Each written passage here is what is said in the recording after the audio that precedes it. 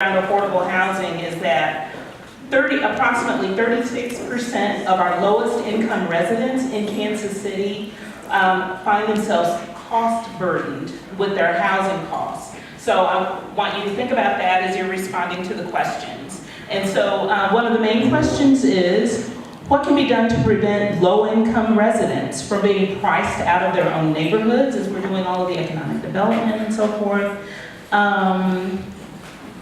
How many new affordable housing units is the city currently planning to build? And how can affordable housing programs avoid contributing to the resegregation, gentrification, and the concentration of poverty? And I'll start off with Quentin. Yeah. All right, first of all, thank you all for spending your time here. I know it's a long night and I appreciate it. And I have 60 seconds, so I'll note a few things. First of all, we currently have in our housing committee at City Council 10 ordinances, I think 5 are left, that are looking to address some of these very real issues. The one I'll take is the last one first, which is how do we make sure that people can stay in their neighborhoods? One important part of that is making sure that we're helping to support not just minor, but also major and more substantial home repair. It's nice for the city to give somebody maybe $1,000, $2,000 to fix something up, but if your roof is in disrepair, if you have a more significant challenge, then you really do need to make sure that you can get some help to stay. That's an important part of us saying, how can we keep folks that are aging in their neighborhoods within the same neighborhood? We also, in our housing policies, have a path to home ownership.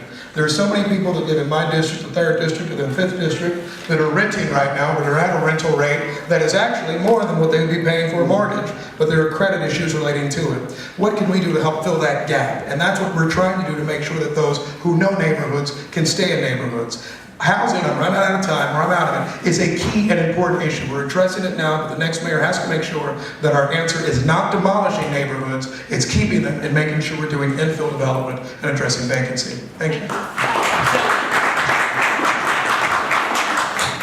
All right, with 60 seconds, I'm going to just focus on 2 things that I think are incredibly important. Number 1, it's important that we continue to have public-private partnerships like we have with Legal Aid of Western Missouri right now to focus on individual neighborhoods and letting people stay in place. So whether we have people who face codes violations and need assistance on staying in their homes and repairing them, whether we have an eviction that we need to handle, or whether we have abandoned properties that need to be litigated so that we can get them back into use with infill development, that's what we need to be focusing on, and I'd like to see more city dollars going to that. Number 2, I want to make sure that as we talk about affordable housing, that we are doing it in a way that folds in the transportation piece. I have found with my clients that we always are able to find, eventually, affordable housing, but it is always too far away to get to jobs, to get to school, and so we must be focused on making sure that we are connecting our affordable housing with reliable public transportation. I think everybody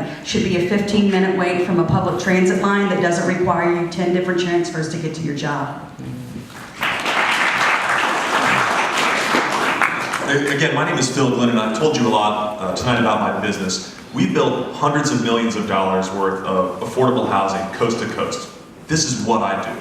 This is one of the most important issues facing Kansas City right now, and I'm proud to say that not only have I been focusing on the issue of policy around housing, I've been out there building housing.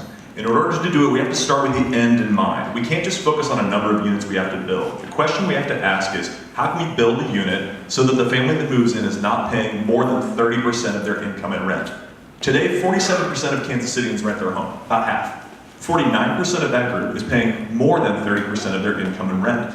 That means we have so many families that are just one injury at work, one financial shock, one major change in their life away from a foreclosure or an eviction. With people living that close to the razor's edge, it's no surprise that we see the possessions of evicted families piling up in neighborhoods across Kansas City. We need to build thousands of new units of affordable housing that come onto the market at that price point. I've spent my career doing this in the private sector coast to coast, and I'm ready to do it here in Kansas City.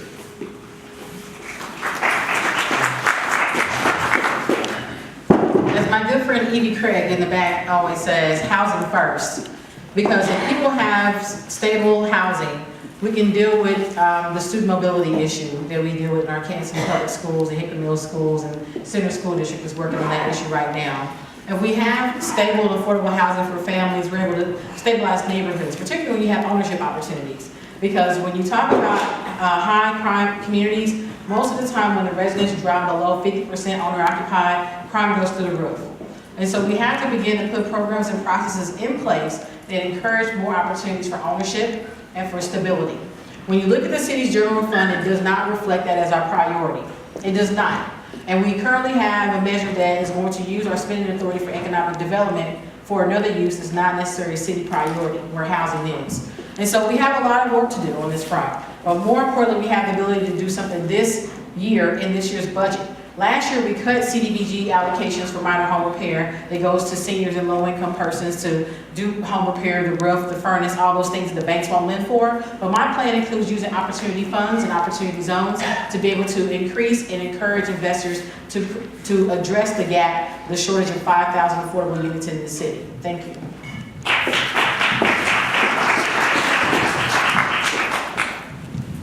So about a year and a half ago, I put forward a resolution that demanded that we actually have a housing policy in the city. Councilman Lucas spoke to that a few moments ago, as we have a number of ordinances that are a product of that resolution that we're discussing right now. But since I've only got 60 seconds, I'm going to just get right down to brass tacks, and that is, where does the money come from? Because the average cost to produce one multifamily affordable dwelling is about $200,000. The average amount that it has been paid to deal with a single family home in this city, to actually take something that you might find in a land bank and put it in production for someone to live in, is anywhere between $20,000 to $50,000. Banks don't lend on that. They don't. Which means that we've got to come up with a way to come up with more money to actually put out there and have a non-bank intercede. There's actually a discussion going on right now to potentially put a tax question to you in November to potentially raise your property tax. And my question is going to be, is affordable housing worth it? Because if you need 5,000, and we're talking about $75 million just in our committee to maybe get those 5,000, it's going to cost. Are we prepared to pay it? I think it's worth asking that question. Thank you. Thank you. Obviously, a very important issue for all of us. One thing we have to do, though, is keep people building in the city in general in order to get affordable housing. It's not just going to happen because we want it to happen or we're passing policies. We have to have a local fund as well. We've relied too much on the state for the low-income tax credits. We saw when we had a governor that disagreed with us how quickly affordable housing goes away. We lost a year of production, basically, of new units. HUD is always uncertain with this administration. We don't know what will happen, but they've been a partner as well. So we need a local fund. I'm not sure I agree with a property tax increase as a way to get there, but we definitely need that. The other thing we need to focus on is not just the building of this, but gentrification. That hasn't been talked about, so I just want to mention it. In the East Side Revitalization Plan that I sponsored and we passed as a council, it directed the city manager, who is now in discussions with Jackson County as a starting point, because around Beacon Hill, we had some great new homes built, but I was worried about the senior citizens that have been in their homes 30 or 40 years, property tax rate going up. We want to make sure they can stay in their house. We've got to put something in place, a gentrification protection as we continue to move forward in the city. And so I'll be talking about that as well. Thank you.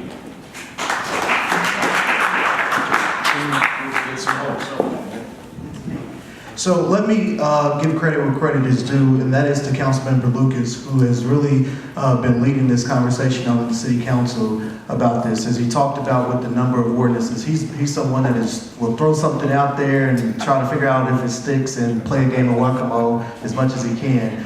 So thank you for leading on this. The two areas that I would address that I think are really important about housing is the one of aging in place. If you look at our housing court right now, a number of our senior citizens, unfortunately, are going to housing court, they're getting fined, they're not able to fix up, if it's a window or a gutter that may be falling or something along those lines.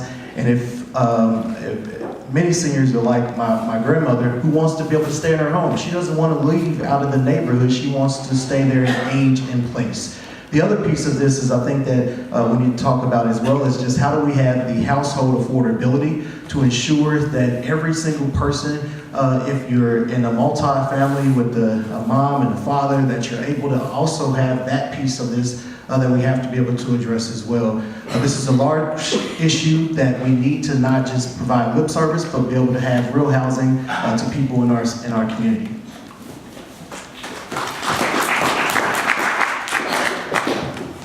"35 years ago, I was with my father, Dick Miller, as we were starting the Christmas in October program. That program was intended to reach out to elderly, veterans, and disabled and to help them stay in their homes. And over those last 35 years, we've improved over 9,000 homes. And very significant, because what Jermaine said, it has allowed people to remain and age in place. It has allowed those people that might otherwise face code violations to have those resolved. And that program is really based upon a cooperation between our not-for-profits, businesses that are engaged, and government. And affordable housing is such a big issue that we have to look in gathering all of those resources.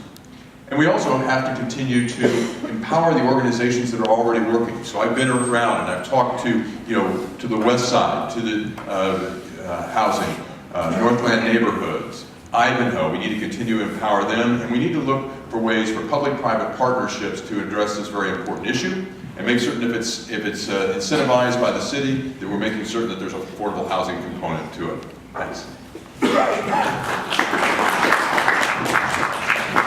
Well, thank you to all of